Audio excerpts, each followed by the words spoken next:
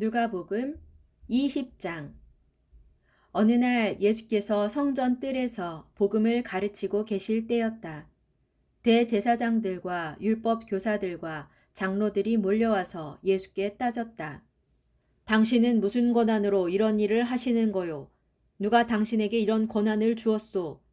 예수께서 그들에게 대답하셨다. 나도 당신들에게 한 가지를 물어보겠으니 대답해 보시오.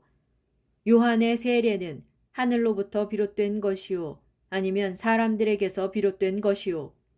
그 질문을 받고 그들은 자기들끼리 의논하면서 말했다. 만약 우리가 하늘로부터 비롯된 것이요 하고 대답하면 그런데 너희는 왜 세례요한을 믿지 않느냐 하고 따질 것이 분명하고 만약 우리가 사람들에게서 비롯된 것이요 하고 대답하면 이번에는 사람들이 우리를 돌로 칠 것이 분명하오. 사람들은 모두가 세례요한을 예언자로 믿고 있으니 말이오. 그래서 결국 그들은 우리는 모릅니다 하고 예수께 대답했다. 그러자 예수께서 말씀하셨다. 그러면 나도 내가 무슨 권한으로 이런 일을 하는지 당신들에게 대답하지 않겠소. 예수께서 사람들에게 한 가지 비유를 들어 말씀하셨다. 어떤 사람이 포도원을 만든 후 농부들에게 세를 주고 오랫동안 멀리 떠나 있었습니다. 수확할 때가 되자 포도원 주인은 종을 보내어 소출을 받아오라고 했습니다. 그러나 포도원 소작인들은 그 종을 때리고 빈손으로 돌려보냈습니다. 주인은 다시 다른 종을 보냈습니다. 이번에도 소작인들은 그 종을 때리고 모욕하면서 소출을 주지 않고 돌려보냈습니다. 주인이 다시 세 번째 종을 보냈습니다. 이번에도 역시 그 종은 상처를 입고 쫓겨왔습니다. 그래서 포도원 주인이 혼자서 말했습니다. 이제 어떻게 할까? 그래, 이번에는 내 사랑하는 아들을 보내야겠다. 설마 그들도 내 아들은 존중하겠지. 그러나 소작인들은 주인의 아들을 보자 이렇게 말했습니다. 이거야말로 참으로 좋은 기회다. 자기 아버지가 죽으면 이 사람이 이 땅을 전부 상속할 테니 아예 이 사람을 죽여버리자. 그러면 이 포도원은 우리 소유가 될 것이 아닌가. 그래서 소작인들은 주인의 아들을 포도원 밖으로 끌어내어 죽여버렸습니다. 자, 일이 이렇게 되었으면 여러분의 생각에 그 포도원 주인이 어떻게 할 것 같습니까? 내가 여러분에게 분명히 일러둡니다. 마침내 포도원 주인이 직접 와서 그 소작인들을 다 죽이고 그 포도원을 다른 소작인들에게 맡길 것입니다. 비유가 끝나자 이 말씀을 듣고 있던 사람들이 예수께 말했다. 설마 그들이 그런 짓이야 하겠습니까? 그러자 예수께서 그들을 똑바로 바라보시며 말씀하셨다. 그렇다면 성경에 기록된 대로 집 짓는 사람들이 쓸모없다고 버린 돌이 모퉁이를 바치는 머릿돌이 되었다라는 말이 무슨 뜻입니까? 누구든지 그 돌 위에 떨어지는 사람마다 깨어질 것이고 그 돌이 누구 위에 떨어지든 그 사람은 가루가 될 것입니다. 대제사장들과 율법 교사들은 예수께서 말씀하신 이 비유를 듣고 그것이 자기들을 빗대어 한 말씀인 줄 알았다. 그래서 당장이라도 예수를 체포하고 싶었지만 사람들의 시선이 두려워 어찌하지 못했다. 그리하여 대제사장들과 율법 교사들은 예수를 주의 깊게 감시하면서 기회를 엿보아 예수를 로마 총독에게 고발할 구실을 찾으려고 첩자들을 보내어 그들로 하여금 의로운 사람인 채 하게 하면서 예수께 접근하게 했다. 그런 첩자들이 예수께 물었다. 선생님, 우리는 선생님이 말씀하시고 가르치시는 것들이 전부 옳다는 것을 잘 알고 있습니다. 선생님께서는 어느 쪽으로도 치우치지 않으시고 오직 진리에 부합하는 하나님의 참된 도리만을 가르치시는 줄로 압니다. 그러니 저희들에게 말씀해 주십시오.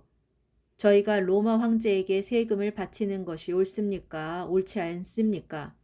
예수께서는 그들의 속셈을 꿰뚫어 보시고 이렇게 말씀하셨다. 데나리온 한 잎을 내게 보이시오. 그 돈에 누구의 초상과 이름이 새겨져 있소. 그들이 대답했다. 로마 황제의 모습이 새겨져 있습니다. 그러자 예수께서 말씀하셨다. 그러면 이렇게 하시오.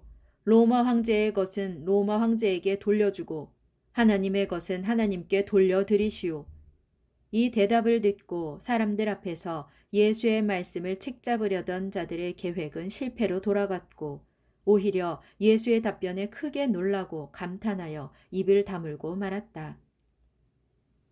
부활이 없다고 주장하는 사두개파 사람들 몇 명이 예수께 와서 물었다. 선생님, 모세의 율법을 보면 만일 어떤 사람이 자식이 없이 죽으면 동생이 그 형수와 결혼하여 죽은 사람의 대를 이을 자식을 낳아주어야 한다라고 되어 있습니다. 그런데 어느 집에 7 형제가 살고 있었습니다. 맏형이 결혼을 했는데 자식 없이 죽었습니다. 그래서 둘째가 그 형수와 결혼했지만 그 역시 자식을 두지 못하고 죽었습니다. 그래서 차례대로 7 형제가 다 그 여자와 결혼했지만 아무도 자식을 남기지 못한 채 죽고 말았습니다. 그러다가 마침내 그 여자도 죽었습니다. 그러면 부활 때에 그 여자는 누구의 아내가 되어야 합니까? 7 형제가 다 그 여자를 아내로 삼았으니 말입니다. 예수께서 그들에게 대답하셨다. 이 세상 사람들은 시집도 가고 장가도 가오. 그러나 죽었다가 다시 살아나 하늘나라에 들어갈 자격을 얻은 사람들은 시집도 가지 않고 장가도 가지 않소. 그들은 천사들과 같아져서 더 이상 죽음을 경험하지도 않소. 그들은 죽었다가 다시 살아나 새로운 생명을 얻은 부활의 자녀들이므로 곧 하나님의 자녀들이오. 옛적의 모세도 불에 타면서도 없어지지 않는 떨기나무를 언급하는 대목에서 죽은 사람들의 부활에 대해 보여주지 않았소? 그때 모세는 하나님을 아브라함의 하나님, 이삭의 하나님, 야곱의 하나님이라고 불렀소. 이처럼 하나님께서는 죽은 자들의 하나님이 아니라 살아있는 자들의 하나님이시오. 그러므로 하나님께서는 모든 자들이 다 살아있소. 이 말씀을 듣고 율법 교사들 가운데 몇 사람이 말했다. 선생님, 옳은 말씀입니다. 그러자 사두개파 사람들은 더 이상 예수께 감히 묻지 못했다. 예수께서 그들에게 계속 말씀하셨다. 당신들은 어찌하여 그리스도를 다윗의 자손이라 하는 것이오. 다윗 자신이 친히 쓴 시편을 보면 주님께서 내 주께 이르신 말씀이라 내가 내 원수들을 내 발 아래에 굴복시킬 때까지 너는 여기 내 오른쪽에 앉아 있어라 하였소. 자, 보시오. 다윗은 그리스도를 주라고 불렀는데 어떻게 그리스도가 다윗의 자손이 될 수 있단 말이오.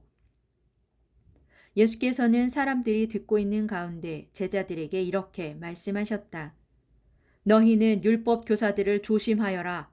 그들은 긴 옷을 입고 다니기를 좋아하고 거리에서 사람들에게 인사받기를 즐기며 회당과 잔칫집에서는 윗자리에만 앉으려 한다. 그들은 과부들의 재산을 가로채 삼키면서 사람들에게 거룩하게 보이려고 큰 소리로 길게 기도한다. 이런 사람들에게는 장차 하나님의 무서운 심판이 내릴 것이다.